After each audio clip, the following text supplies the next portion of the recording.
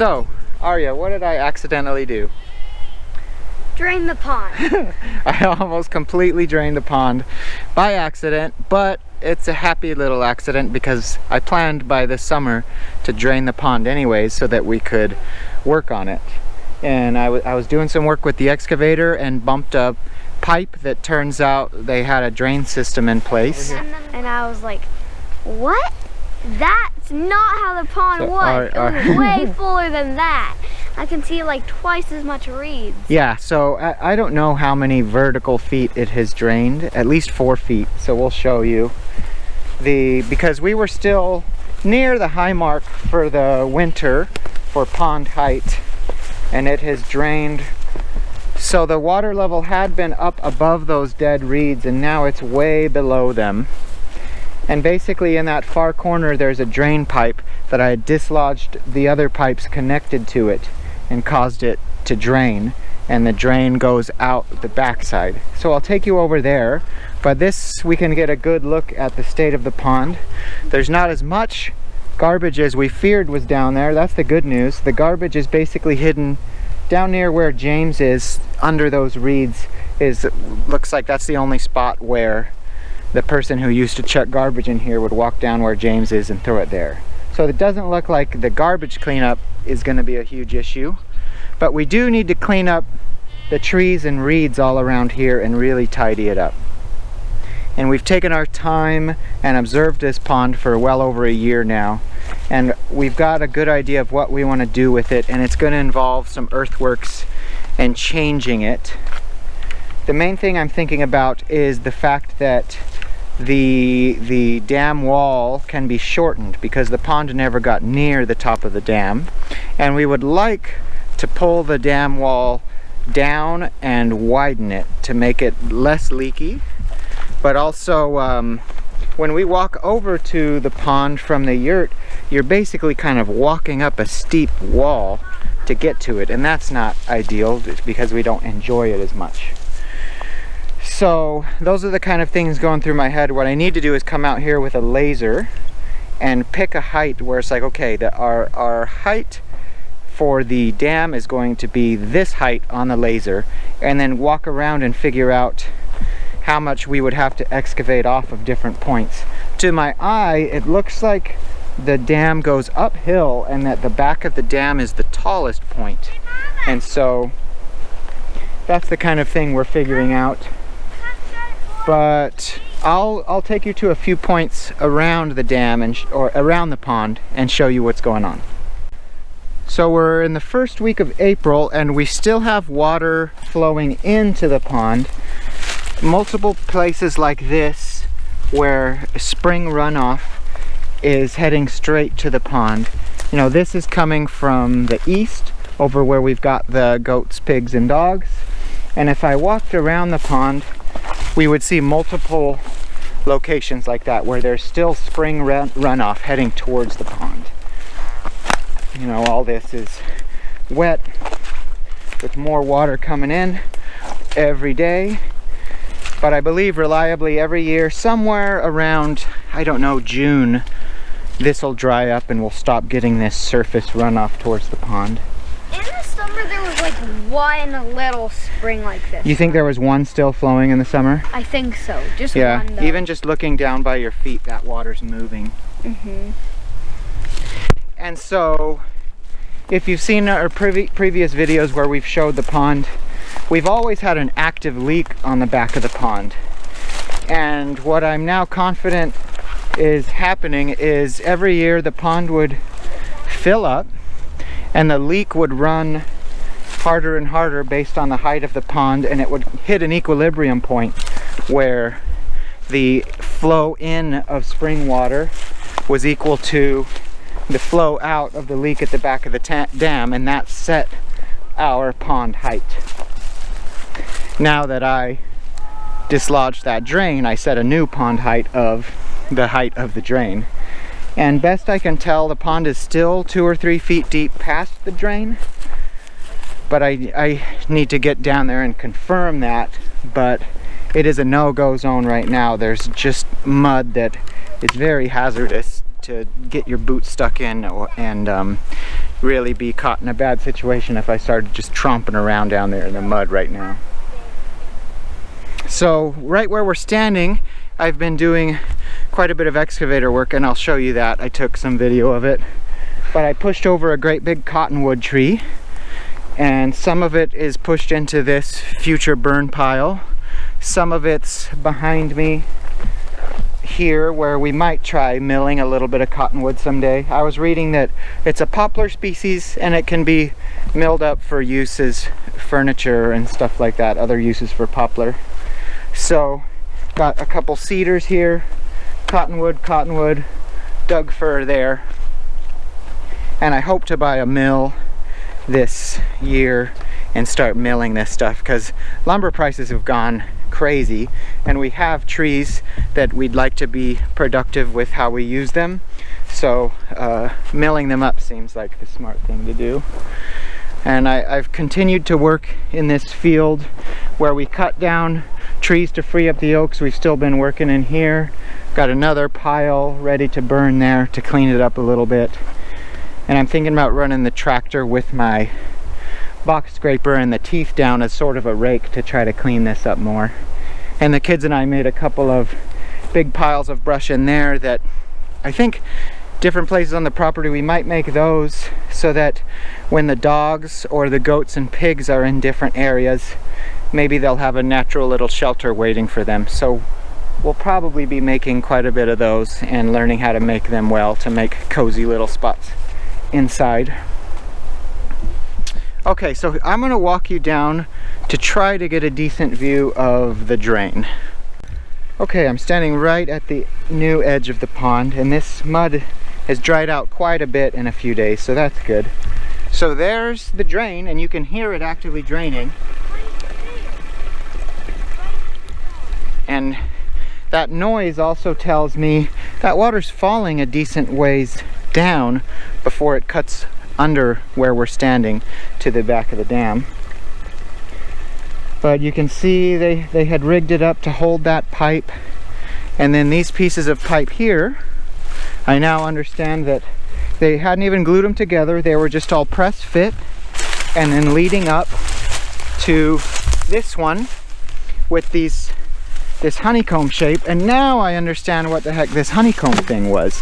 If the pond height ever got way up here and reached that honeycomb, water would infiltrate the pipe right here and go all the way down that drain and out. So this honeycomb section was their pond drain system to make sure the pond didn't overflow the dam. That was the maximum height the pond would be able to ever hit.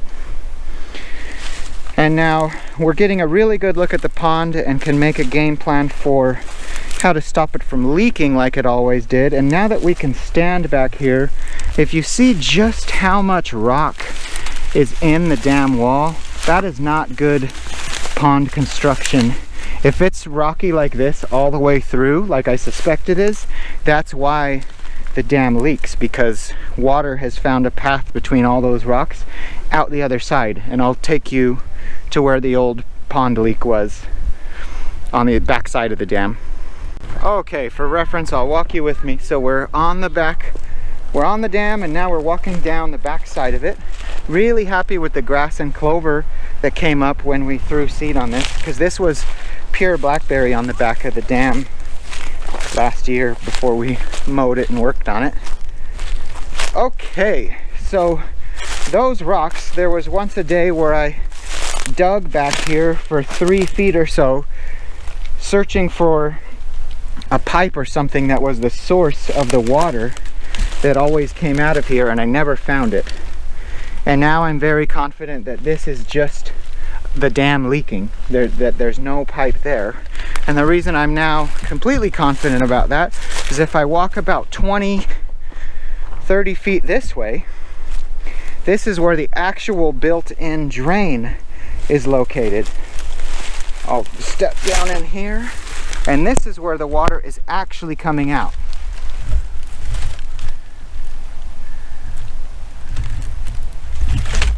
I see some kind of frog or salamander or something down in there too. But as you can see, I'm at least 30 feet away from the old leak. So there's a leak, and then there's the actual engineered drain point. And so I've got the excavator parked here because one of the things I need to do is excavate in this area and find that pipe, because if we're going to repair and rebuild the pond, I need to have access to that drain pipe, and I'd like to install a valve a little bit upstream from it, an access point with a valve, and then I'll use that pipe and be able to set it up to use that water somehow when I want to, like set up a livestock waterer or other kind of water tank. We'll see. But I need to get access to that and figure out the whole drain situation so that we can drain the pond when we want to and not accidentally. So that's what's going on with the pond at the moment. And again, I'm going to get out the laser, and I think we're going to do some earthworks to change the shape of the dam.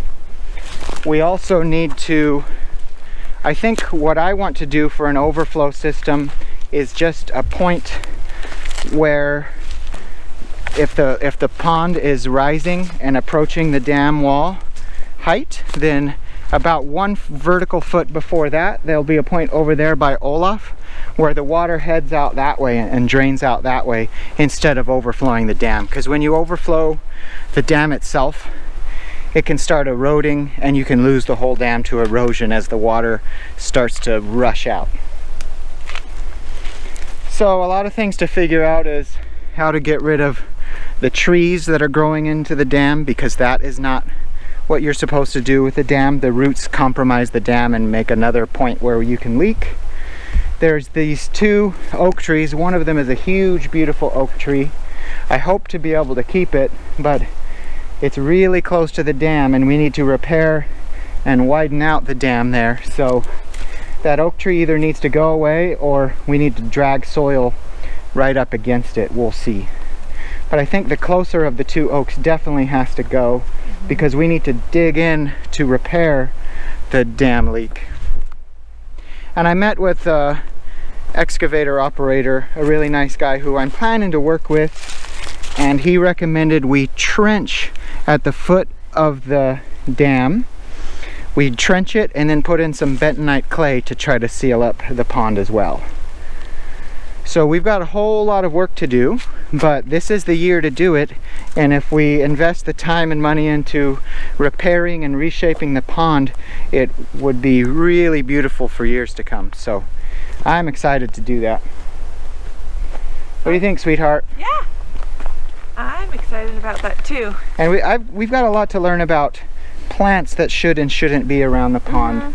My understanding is that you're supposed to get rid of the reeds, but I'm curious what pond plants would be healthy other than just having grass growing all the way down the bank. And I definitely will seed grass to try to prevent erosion. And it'd be great to have an ecosystem that can help wildlife. Yeah, we've seen tons of frogs down there.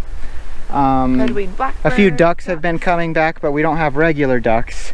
I've seen the great blue heron that flies around here. I've seen it land in the pond once. Yeah. I'd imagine that thing can gobble bullfrogs all by itself. It's probably pretty gnarly. So that's the state of the pond.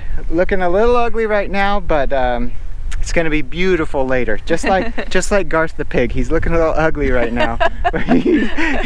Give him a few months and he'll be beautiful too. Alright, so I'll show you other things that we've been doing. I'll show you the work that I did over there on that side of the pond, and we'll give you a quick update on Garth the pig, and then we'll see you next time.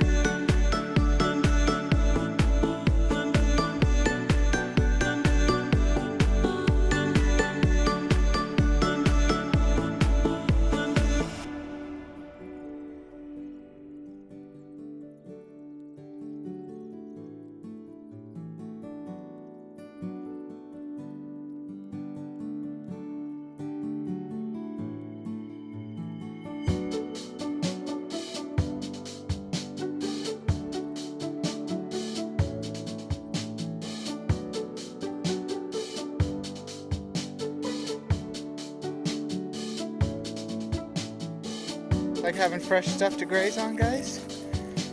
Yeah? Happy little creatures?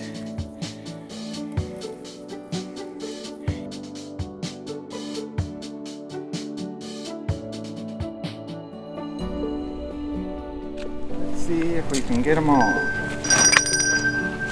Here you go, Zippy.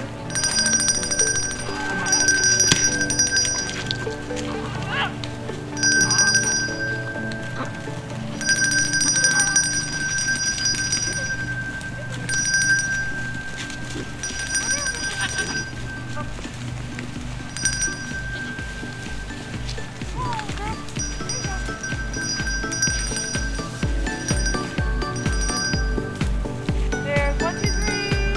There's 6 pigs. And is that 6 goats?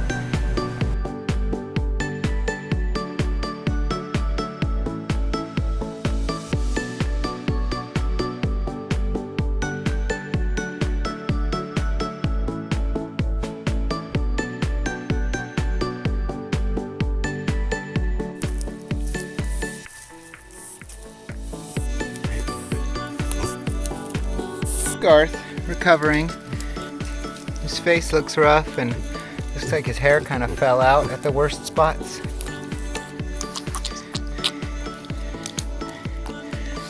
Come on down to the watering hole. Thirsty pigs.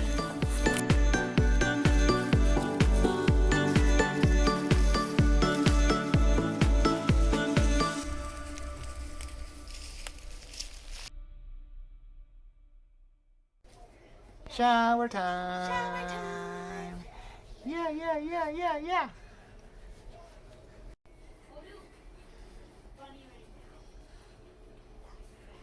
Shower baby.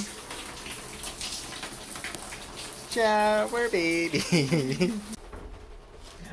Oh, it's a baby. Ooh. Oh.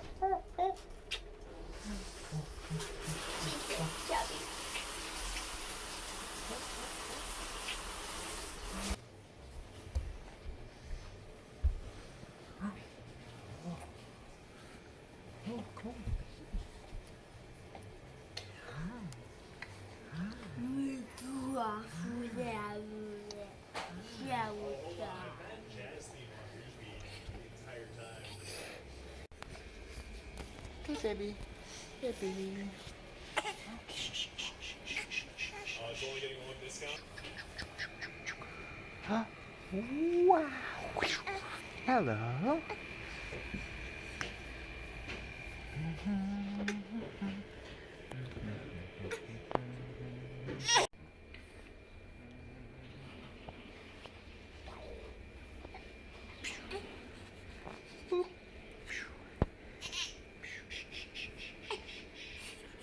This definitely had less value.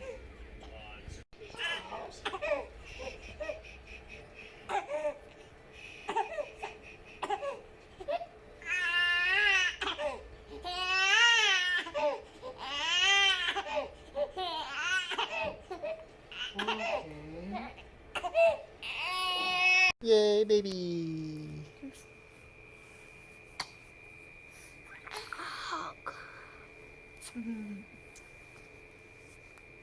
Good night, baby.